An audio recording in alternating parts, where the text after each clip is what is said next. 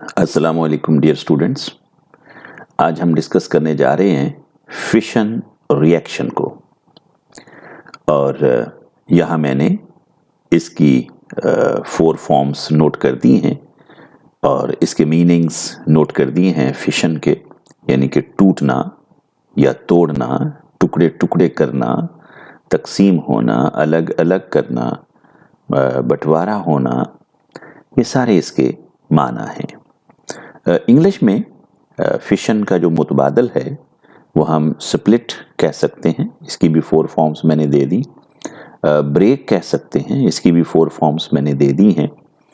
और ये चीज़ बहुत कीमती है कि अगर हम इसको ख़ास फिज़िक्स के माना में जब लेते हैं तो याद रखिएगा प्रोटॉन्स का अलग अलग होना।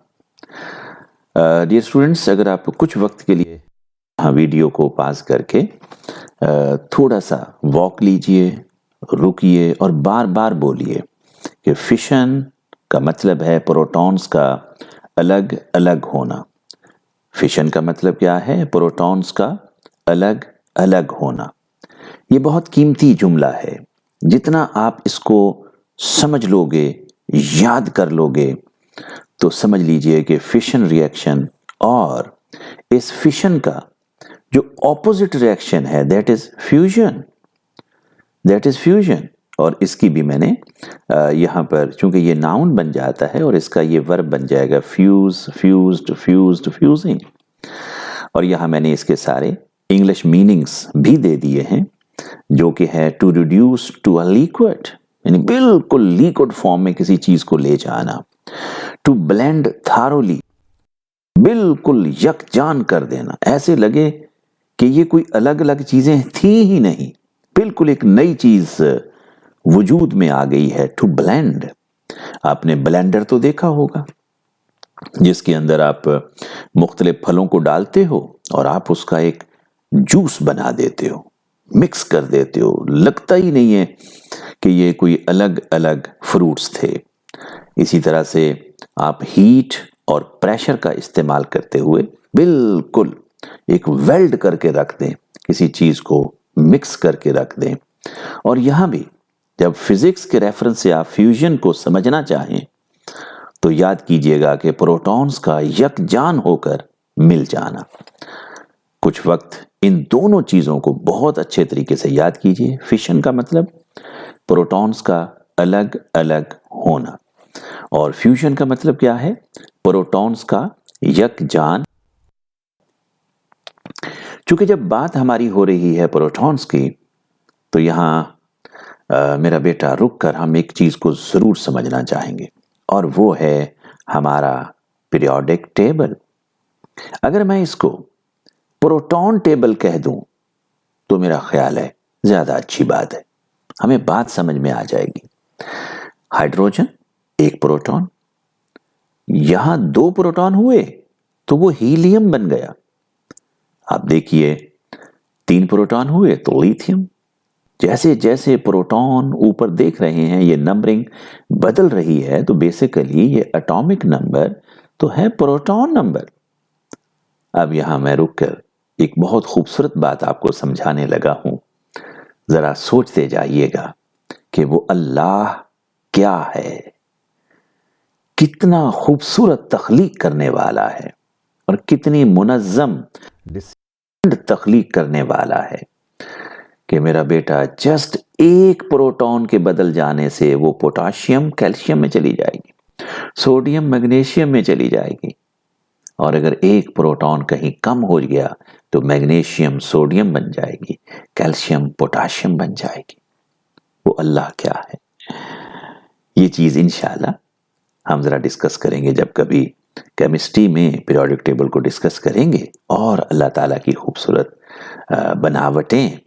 लेकिन यहाँ हम यही समझना चाहेंगे कि भाई ये पूरे का पूरा पीरियोडिक टेबल जो है ये असल में प्रोटॉन टेबल है, यानी जैसे ही ये तकसीम होगी, यानी प्रोटॉन्स अलग अलग होंगे, तो नई चीज वजूद में आएगी। मैं फिर बोल दूं कि नई चीज वजूद में आएगी। अब आते हैं हम अपनी इस डिस्कशन की जा रही। तो फिशन का मतलब क्या है कि एक हैवी न्यूक्लियस है हमारे पास। क्या है जी? Heavy nucleus. हाँ, तो हैवी न्यूक्लियस हम ले लेते हैं यूरेनियम। अरे भाई 92 प्रोटॉन्स हैं इसमें, तो हैवी तो हो गया। और 92 प्रोटॉन्स हैं, और ये 92 प्रोटॉन्स जब होंगे ब्रेक, जब होंगे स्प्लिट, अलग अलग होंगे, तो देखिए 92 किस तरह से अलग हुए। 56 ने अपना एक अलग ग्रुप बना लिया और 36 ने अपना एक अलग ग्रुप बना लिया। तो याद रखिए, अभी अभी हम प्रोटॉन टेबल को, पीरियोडिक टेबल को देख कर आए हैं। प्रोटॉन बदल जाएंगे तो चीज ही बदल जाएगी, एक नई चीज वजूद में आ जाएगी। वो अल्लाह क्या है? तो भाई 92 में से 56 प्रोटॉन्स, तो ये बेरियम बन जाएगा। और उसी में से बाकी जो 36 प्रोटॉन्स थे, उन्होंने अपना एक अलग ग्रुप बना लीजिए, और वो ग्रुप कहलाएगा क्रिप्टॉन। आप जरा देखिए, तो ये है हमारे पास बेसिकली वो एक क्लस्टर, एक बॉल। किसका? न्यूक्लियस। किसका? यूरेनियम का। याद रखिए, हमारा ये जो चैप्टर है उसका नाम है एटॉमिक एंड न्यूक्लियर फिजिक्स। हम सिर्फ न्यूक्लियर को डिस्कस करेंगे, न्यूक्लियर, न्यूक्लियस, न्यूक्लियर, न्यूक्लियस को डिस्कस करेंगे। हम अभी बिल्कुल डिस्कस नहीं कर रहे इलेक्ट्रॉन्स को, इलेक्ट्रॉन्स को बिल्कुल डिस्कस नहीं कर रहे।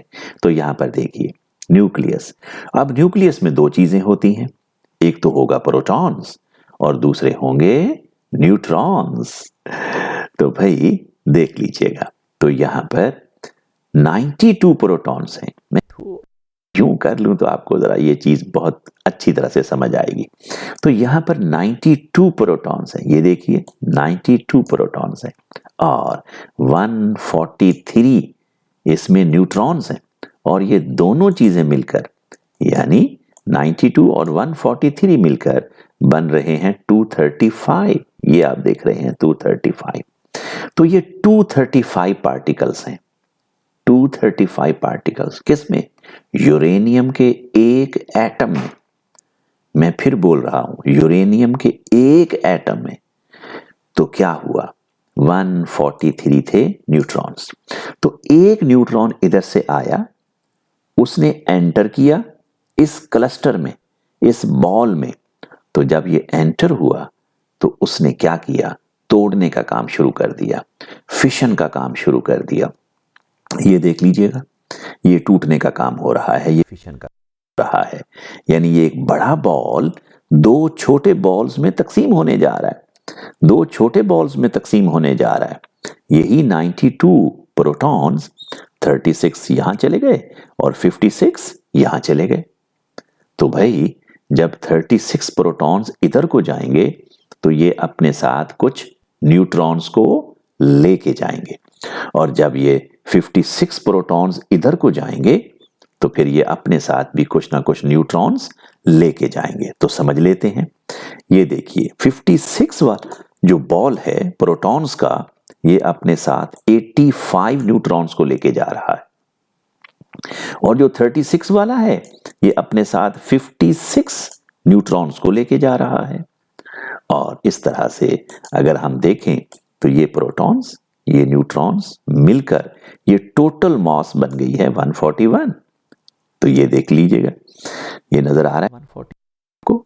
अच्छा, इसी तरह से ये 36, ये 56, और टोटल मास बन रही है 92। तो ये नजर आ रहा है ना आपको 92? हाँ, तो बस मैंने यहां हर चीज अलग अलग कर दी है।